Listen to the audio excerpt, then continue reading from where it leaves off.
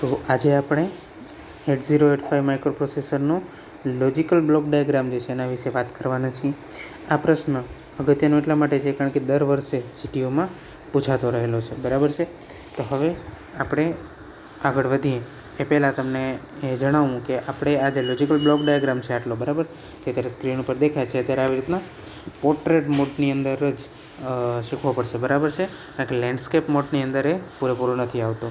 તો અત્યારે આપણે સમજી લઈએ કે આપણે શું જોઈ ગયા છીએ, બરાબર. તો આ દરેકે દરેક જે છે ઇન્ટરપ્ટ કંટ્રોલ જે છે આપણે જોઈ ગયા છીએ, બરાબર. પછી સિરિયલ ઇનપુટ આઉટપુટ એ પણ આપણે જોઈ ગયા છીએ, બરાબર. અક્યુમ્યુલેટર જોઈ ગયા છીએ. પછી એએલયુ શું છે જોઈ ગયા છીએ. ઇન્સ્ટ્રક્શન રજિસ્ટર શું કામ કરે છે જોયું છે, બરાબર છે. પછી ખાસ અગત્યનું અહીંયા આવે છે નીચે, બરાબર, કે ટાઈમિંગ એન્ડ કંટ્રોલ સિગ્નલ, બરાબર, કે જેની અંદર આપણે read, write, ALE, status signal, input output, hold acknowledgement, reset, બરાબર છે, ડીએમએ, બરાબર છે. ડીએમએ શું છે? ડાયરેક્ટ મેમરી એક્સેસ, બરાબર, એ આપણે જોઈ ગયા છીએ. ક્લોક આઉટ, આ બધું જે છે આપણે જોઈ ગયા છીએ. પછી અહીંયા જે છે એ શું છે?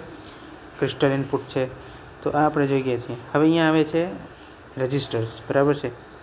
રજિસ્ટર્સ જે છે એ જુઓ, ટેમ્પરરી રજિસ્ટર છે ડબલ્યુ એન ઝેડ. આ ડબલ્યુ અને ઝેડ છે રજિસ્ટર, એ આપણે એક્સેસ કરી શકતા નથી, સોફ્ટવેરની મદદથી પણ નહીં અને હાર્ડવેરની મદદથી પણ નહીં. એકે રીતે આપણે ડબલ્યુ અને ઝેડ, બરાબર છે, આ જે બે રજિસ્ટર છે એ આપણે એક્સેસ કરી શકતા નથી, બરાબર. હવે આ આપણે એક્સેસ નથી કરી શકતા, આ જે છે એ માઇક્રોપ્રોસેસર પોતે વાપરે છે.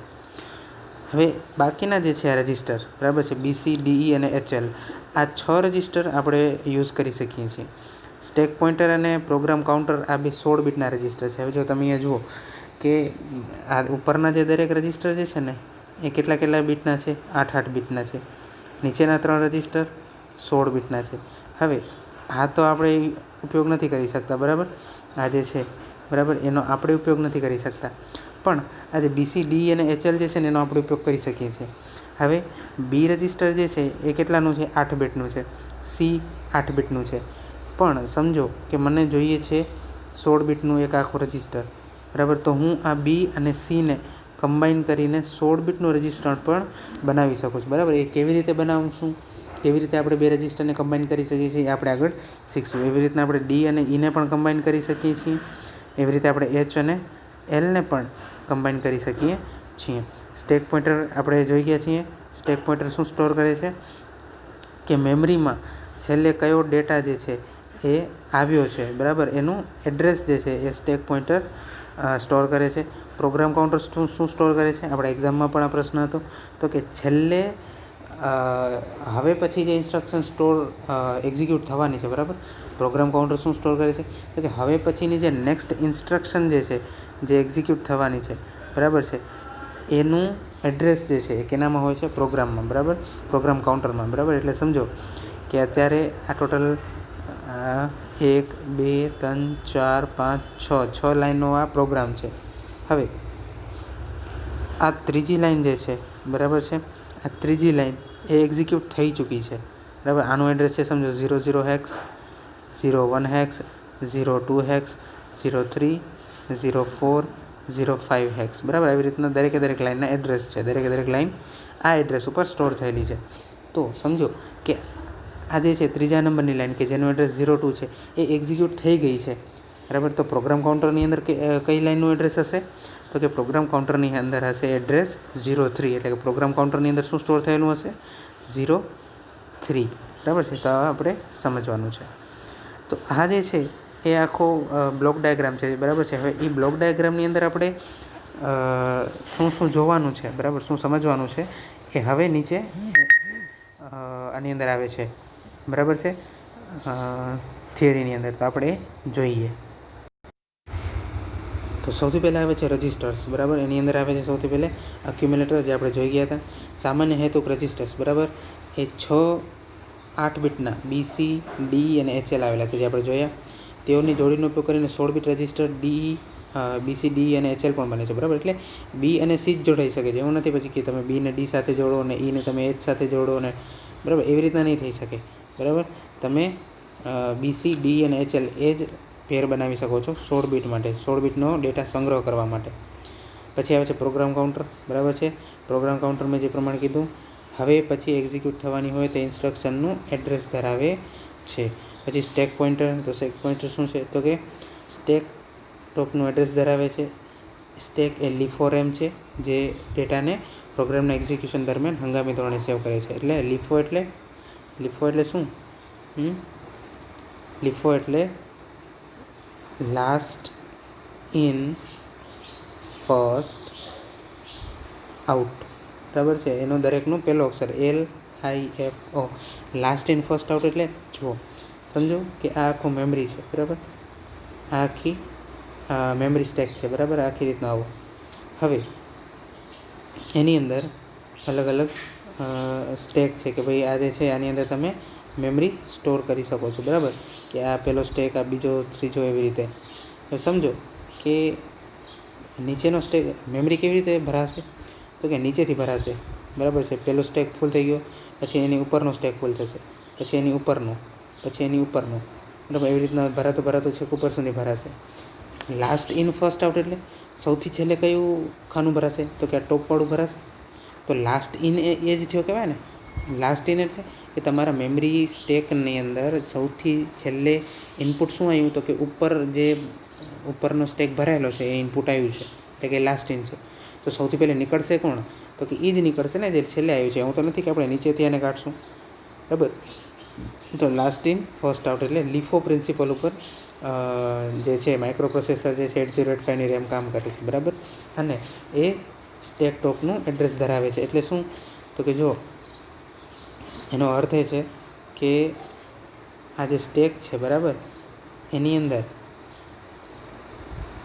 જ્યાં સુધી ભરાઈ ગયું છે, સમજો કે અહીંયા સુધી ભરાઈ ગયું છે, બરાબર, આટલે સુધી ભરાઈ ગયું છે. તો હવે સ્ટેકની અંદર કયું એડ્રેસ હશે, તો કે ઉપરથી જે ખાલી હશે, બરાબર.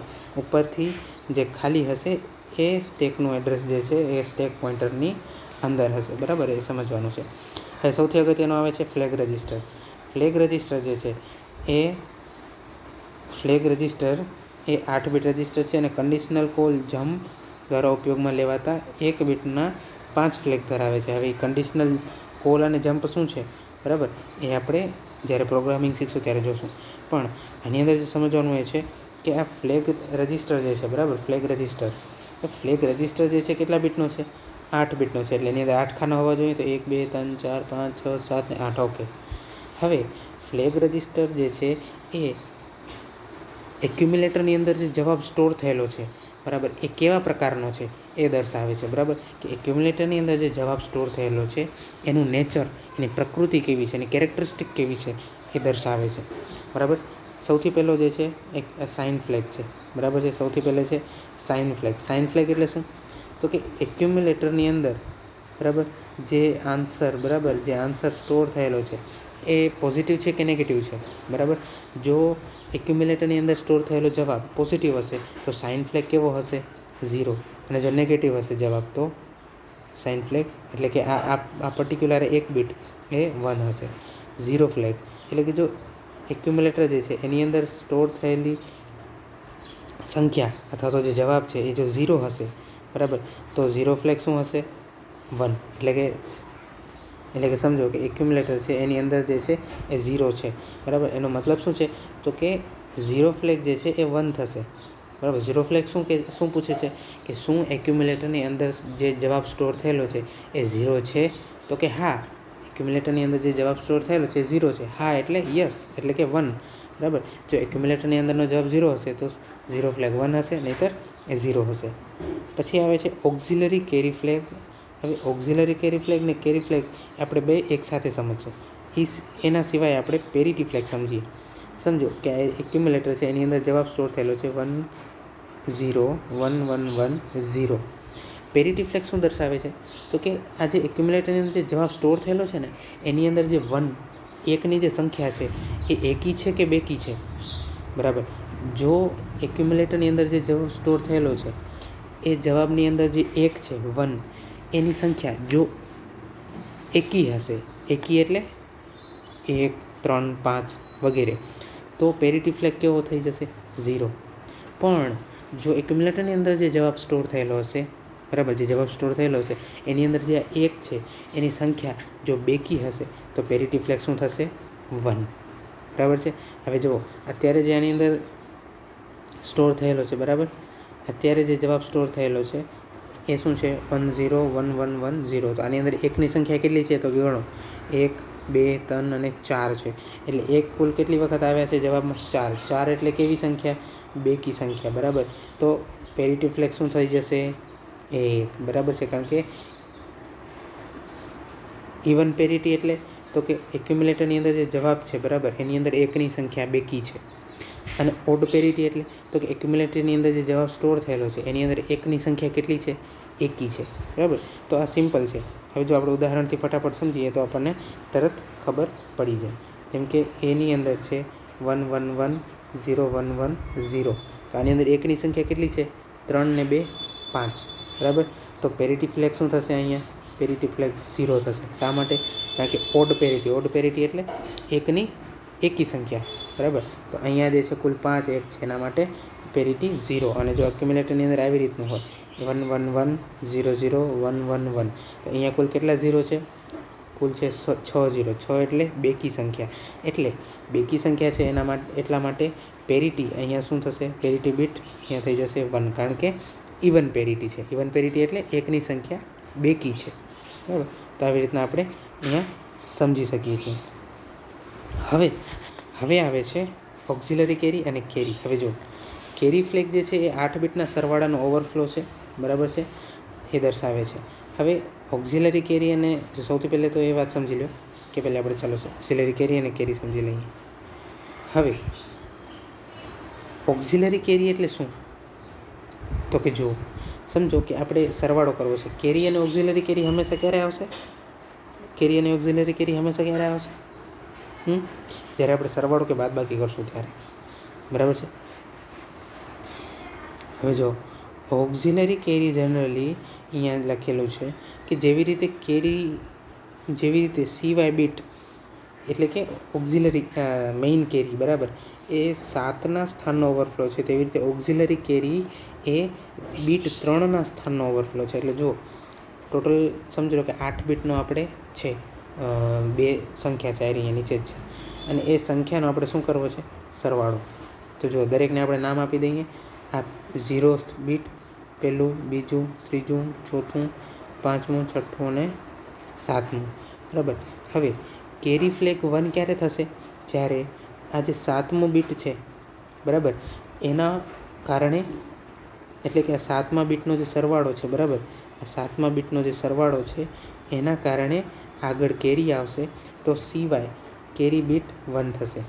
અને જો આજે ત્રીજા નંબરના બીટ છે, બરાબર, ત્રીજા નંબર આમ તમને ભલે 1 2 3 4 લાગે છે, પણ જનરલી આપણે બીટ 0થી કાઉન્ટ કરીએ, એટલા માટે આ ત્રીજા નંબરના બીટ. તો ત્રીજા નંબરના બીટના કારણે જો કેરી આવે તો ઓક્ઝિલરી કેરી, બરાબર, ઓક્ઝિલરી કેરી એસી બીટ શું થશે?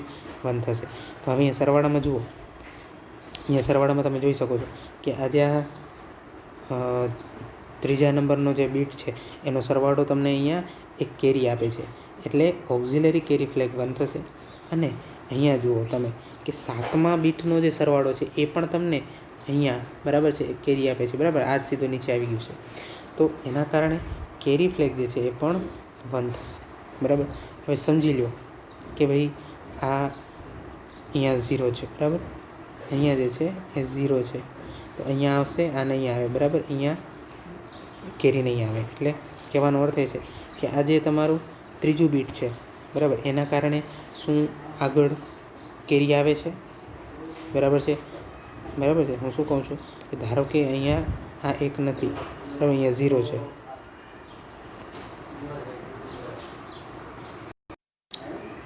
બરાબર, તો અહીંયા પણ કેરી કાંઈ આવશે નહીં. બરાબર છે, અહીંયા કે આ 0 છે, તો અહીંયા કેરી પણ 0 આવશે, કાંઈ નહીં આવે ટૂંકમાં. તો હવે જે આપણો આ ત્રીજું બીટ છે, બરાબર, એનો સરવાળો જે છે એ કેરી આપે છે? નથી આપતા. બરાબર, તો ઓક્ઝિલરી કેરી બીટ 0 થશે. બરાબર, પણ અહીંયા જે 7મું બીટ છે એના કારણે કેરી આવે છે, એટલા માટે નીચે 1 આવ્યો, બરાબર, એક્સ્ટ્રા કેરી આવી, એના કારણે શું થશે? કેરી ફ્લેગ 1 થશે. બરાબર, તો આવી રીતના જે છે આપણે કેરી ફ્લેગ અને ઓક્ઝિલરી કેરી ફ્લેગ એ બંને સમજવાના છે. બરાબર, તો આજે અહીંયા સુધી રાખીએ. બરાબર, નેક્સ્ટ લેક્ચરમાં આપણે જોશું. બરાબર, કે ઇન્સ્ટ્રક્શન રજિસ્ટર અને ડીકોડર, એરિથમેટિક લોજિક યુનિટ આ બધા કેવી રીતે કામ કરે છે.